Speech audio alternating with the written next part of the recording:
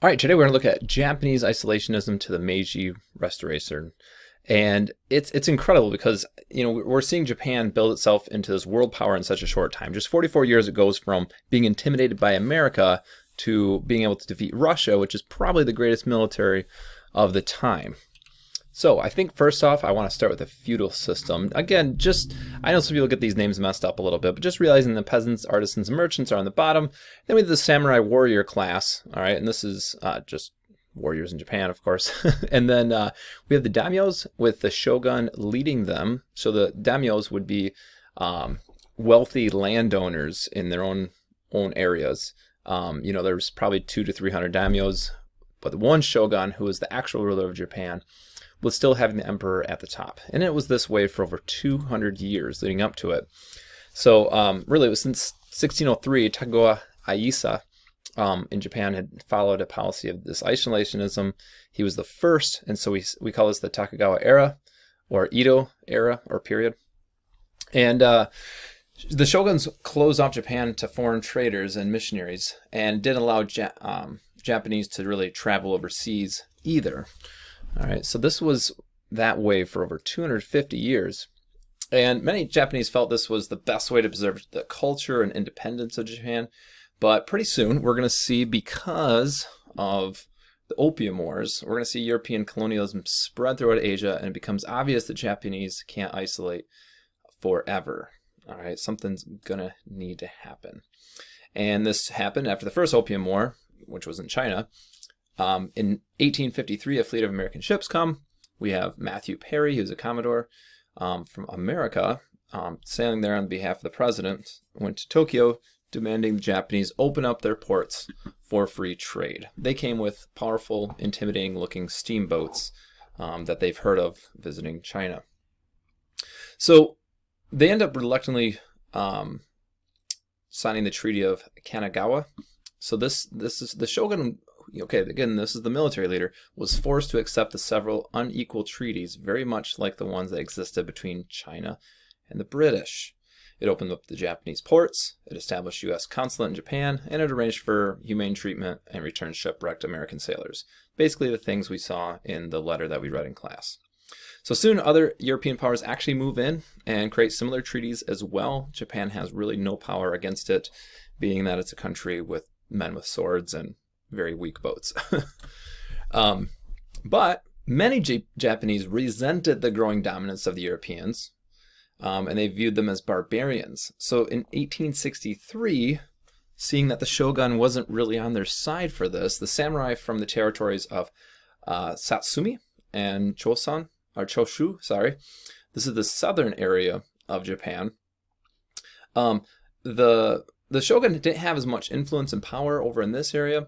But again, the samurais from these areas, though, they had an alliance, and they forced the shogun to abandon these treaties. They actually had war, and they actually spread through Japan, finally actually displacing the shogun to abandon these treaties. As a result, the shogun was overthrown in 1868 and replaced with the Japanese emperor. So again, the samurai wanted to maintain the culture and status of samurais and the daimyos, so they put the emperor in place. But the plan actually doesn't end up really working.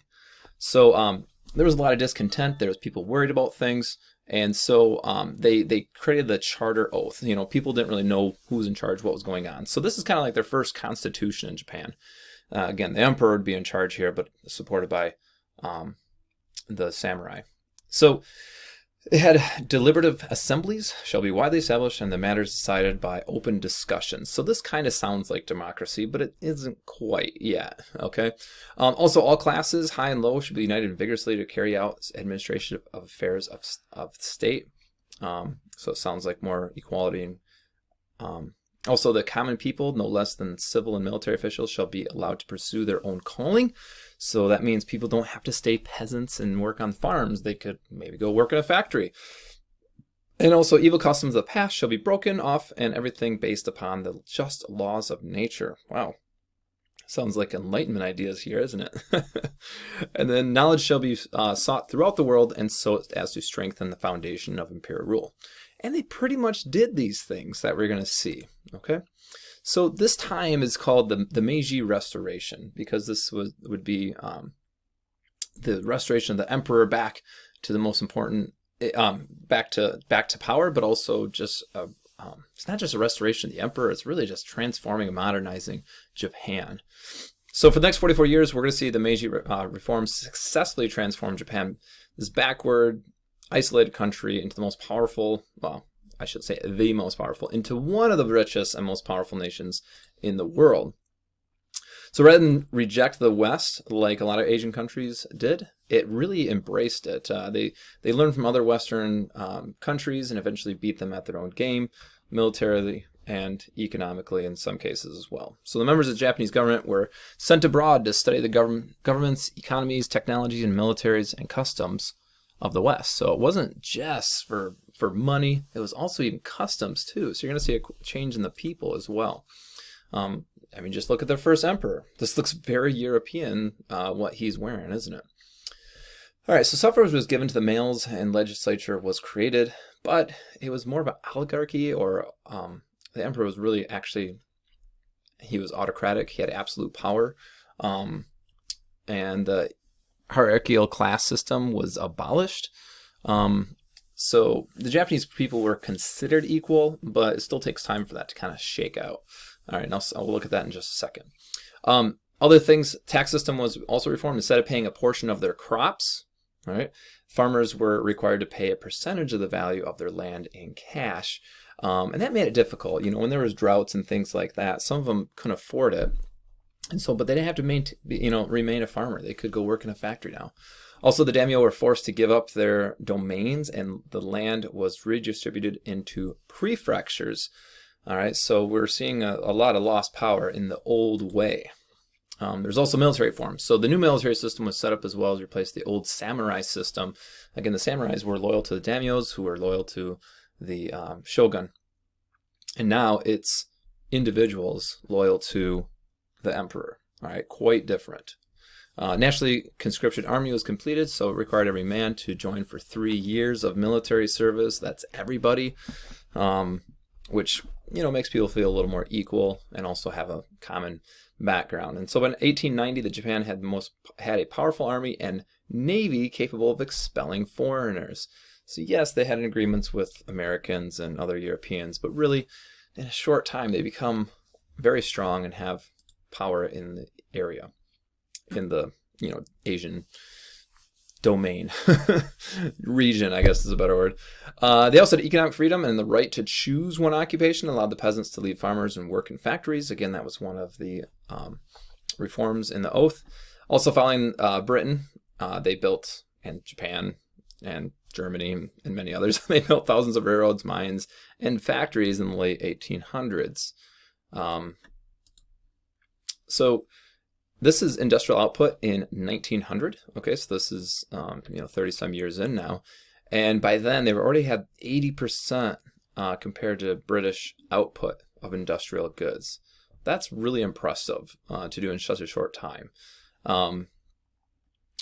And now it's really, Japan is looking to have their own empire, just like Britain has, and the United States and whatnot. So, and we're going to see that. It's going to grow its territory and influence in the region for decades. Japan, which you can't see, it's over here, is a small island, and it doesn't have as many resources. It doesn't have large amounts of coal and iron. It has very little of those. And so to industrialize and be the strong empire it wants to be, it needs more resources, land. Okay, so Japan sought out to pursue imperialistic goals. It actually, the First Army actually takes over Korea, which is kind of like an independent state of China in a way. And also in 1894, Japan fought and defeated China in order to gain more land and resources. It even took Taiwan away. So it just said, Korea, you're ours, Taiwan, you're ours. And it even pushed into Port Arthur, which that's something the Russians wanted. So that kind of leads up to the next fight as well. So the Chinese ended up signing the Treaty of Shimonoseki. Sorry if I pronounced that wrong. And this ended this Sino-Japanese War, okay, or you could say China-Japanese War. So it gave these ports, the Pescadores, Tawan, Port Arthur, the Leitong, and the peninsula to Japan, the Liaotung Peninsula of Japan. So that's this area right here. Okay, so they wanted this area and Taiwan. Okay, and also forced the Chinese to pay for the Japanese a large compensation for the war damages. And here's a little political cartoon, but we think of Japan being so much smaller and weaker than China, but it was able to defeat it. All right, and this is after both Opium Wars. We know China was on the decline at this time as well, with so much European influence, I guess you would say, and just having to fight its own wars. So thinking of that, so remember the Boxer Rebellion was in China, and at this time, China was very weakened, but Russia occupied Manchuria, which really was under China's domain and influence for a long time. But now Russia controls this area, and and Japan still was occupying Korea at this point from the Sino-Japanese War. But Japan launched a surprise attack on Port Arthur, which would be right in this area here, okay? Or if you zoom in, right here. So surprise attack, and they pushed north into this peninsula and also into Manchuria. All right, so this is early on. And Russia was suffering big losses and actually sent its Baltic fleet.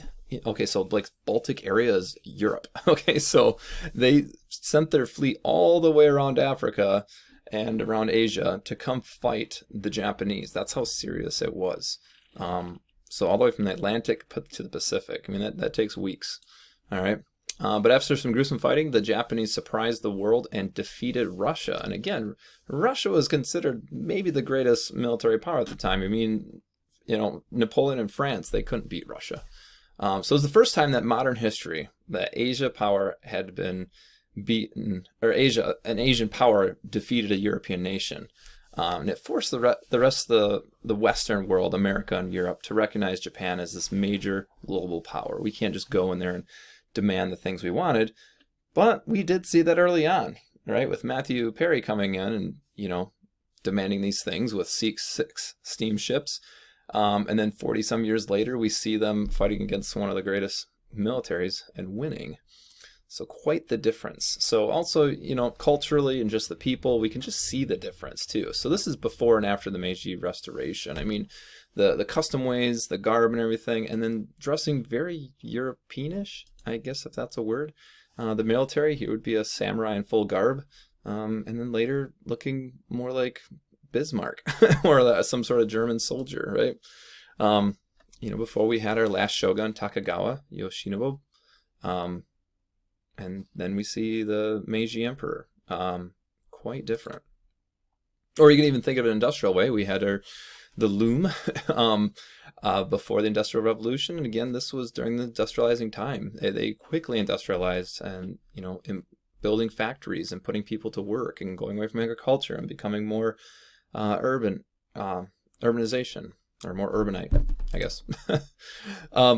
I'm not going to show this to you in here, but I remember watching The Last Samurai when I was younger, and I thought it was kind of cool. It's historical fiction, so just like in your book, it mentions that there was samurais. They didn't want things to happen the way it was, and much of the western portion of Japan considered a civil war in the region. That it was basically they had the Western-style imperial army armed with modern guns and artillery. They defeated the samurai in their traditional fighting methods only after a few months. But this movie is actually about an American who goes and fights with the Japanese Takagawa, or the samurai, and ends up giving his life over for the cause. But it's actually modeled after Jules Brunet. He was a military officer who was really kind of like the last samurai, meaning that he actually joined the Japanese samurai to fight the Western powers, and ends up